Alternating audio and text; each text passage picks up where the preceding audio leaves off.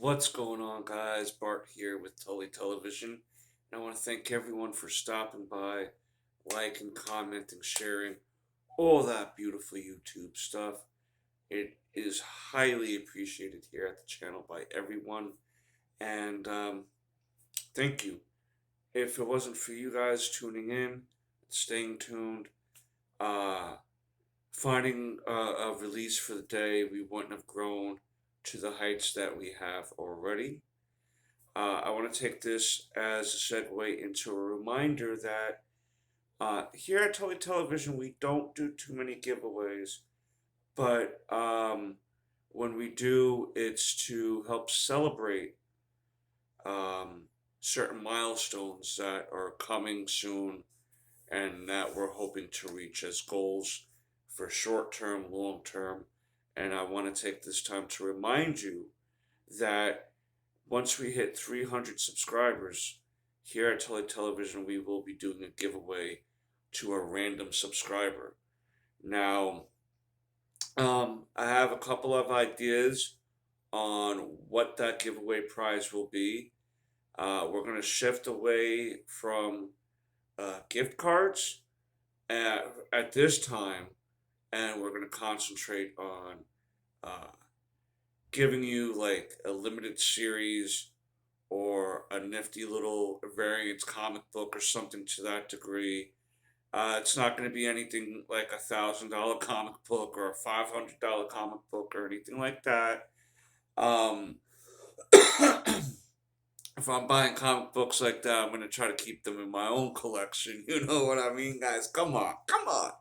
And then once we hit like really big numbers, maybe I'd be willing to give something like that away to a subscriber.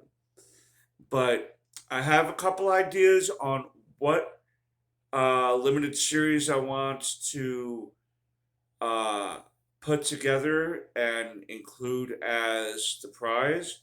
And then when it's time for the subscriber to choose that prize, they'll have an option of a few different stories to choose from. Or maybe, uh, depending, I'm still trying to hash out the finer details, but it's coming down to it being like a limited series or like a run on a particular title or something. I have a few ideas that I'm brewing together and trying to get certain issues together through eBay. But the only way that we can get to that point is if you guys keep subscribing, keep sharing. I mean, how many times can you subscribe? I get you one time, right? But share. Ask your friends to check out the channel that may like this channel, and you may be our grand 300th subscriber giveaway winner. But what we're getting into today is the new issue of Once Upon a Time at the End of the World. I've been reviewing the last two issues of this story, and the premise of this story is it's going to be a 15-part limited series at this point, and each 5 issues is going to constitute one story, then advance the story into the next time period of Maceo and Esmeralda's life, and then the last 5 issues will be the accumulation of the last 2 stories, I'm assuming. So, book 1, Love in the Wasteland, chapter 3, which is this issue, is called The Ways of the Strayed. Written by Jason A. Aaron. For all you Key and Peele fans out there. Illustrated by Alexandre Tefenji. Sorry if I'm mispronouncing that person. Tefenkgi. Colored by Lee Laridge.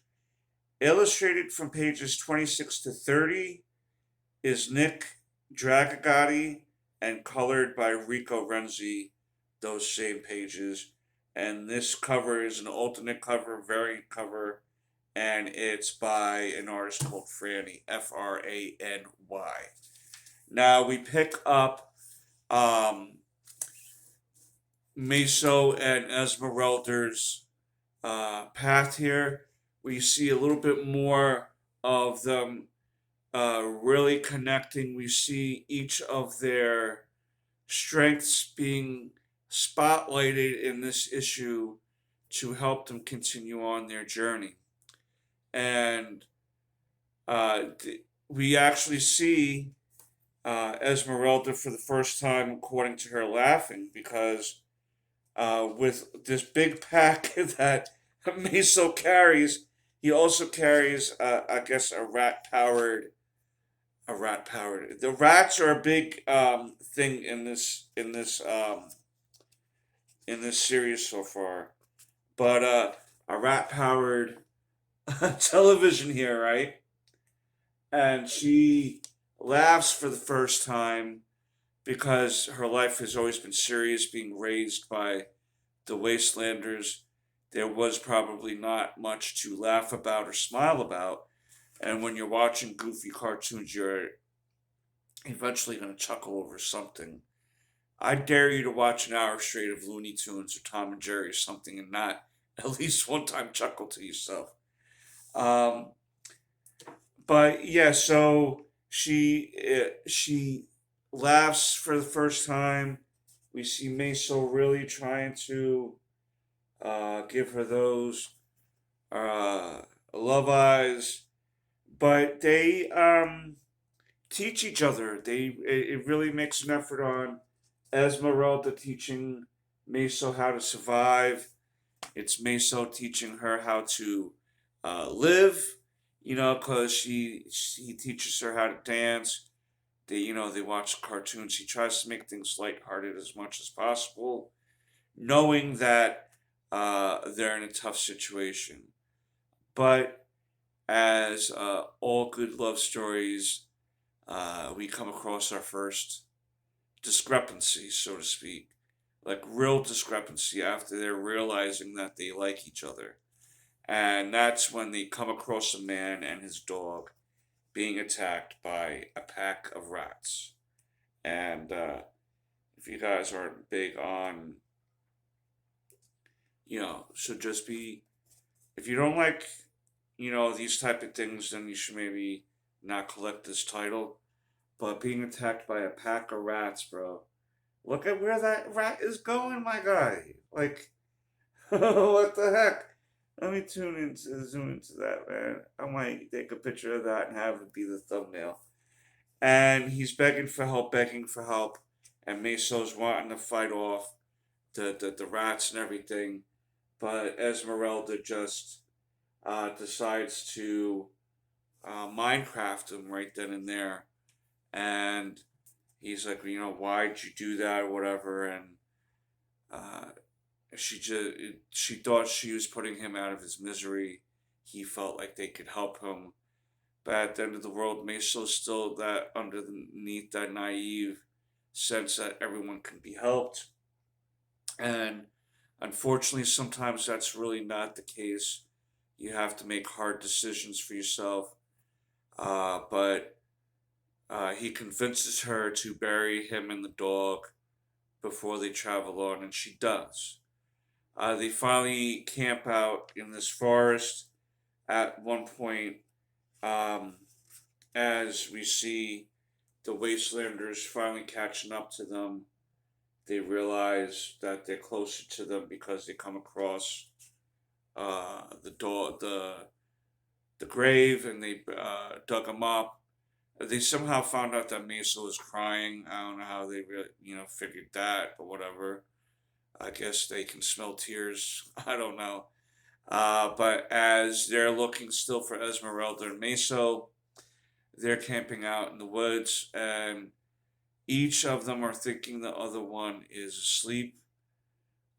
Before they go to sleep, though, Meso was like, I'm sorry if that bothered me so much. You must be used to it. I'm sure that's not the first person you Minecrafted or whatever, but I guess I'm still trying to figure these things out.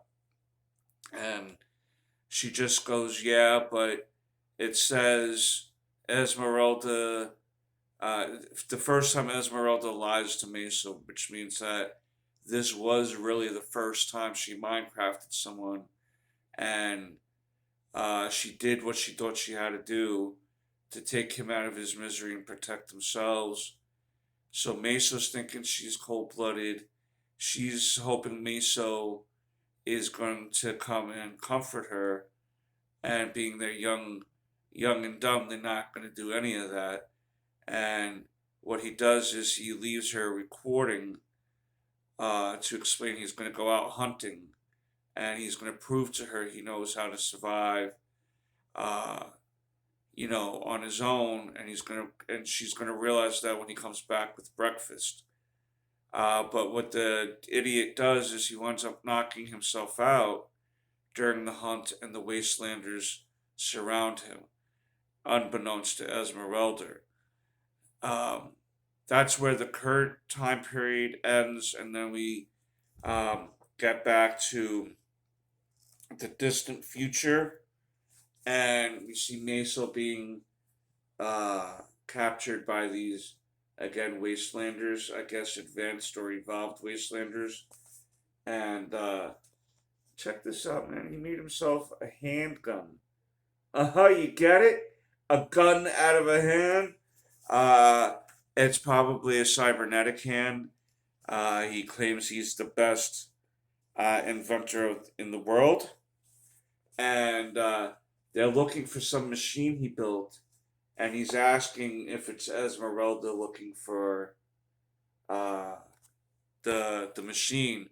We have yet to see her in this time period yet, so I'm kind of curious where they broke off, and how long were they not together, and what is this machine that she's looking for?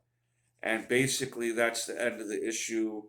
Is basically him getting ready to question the last person on why she wants this machine, and we'll just have to hold off on wait for the answer to that question next issue. Hopefully, uh, we know that Meso is going to get out of the bind he's in now because we see him so far in the future.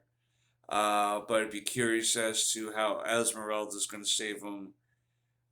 When are they going to stop being idiots and really realize that they care for each other at this point? They're both uh, tearing each other's walls down and forming this connection. And the pacing has been going good so far.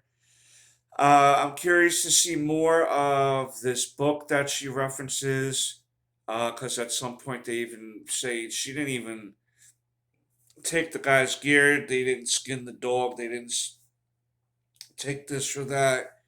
So they feel like she's really losing her way. She's traveling the way of the stranded. And yeah, I'm enjoying this series so far. It's a different take on the apocalypse world, so to speak, to where it's not a group of people all the time, and it kind of is at the inception of a love story or two people falling in love, and it just happens to be set against this apocalyptic world, so to speak. So we still have we have a year's worth of issues still to go. So we'll see. This story won't finish until 2024, believe it or not. And I'd really like to see where the story goes and how the progression of these videos go. Uh, I also am going to leave a link here down below for this awesome Tully Television shirt. It's the first shirt I designed for the channel. Sorry, I hit the little tripod right there. And I'll leave the link for this down below in the description box. Of course, every purchase of a shirt goes back to the channel exclusively to help my editor, to help me get, uh, equipment, to get products to review, such as comic books, movies, and such. So if you're feeling fry and You want to help support a small channel? You can do that by purchasing a shirt from our Bonfire account. Again, I'll leave a link down in the description. I want to thank you all again for stopping by. I hope I earned that subscription. Hit that red subscribe bar down below. And until next time, peace, Snookums.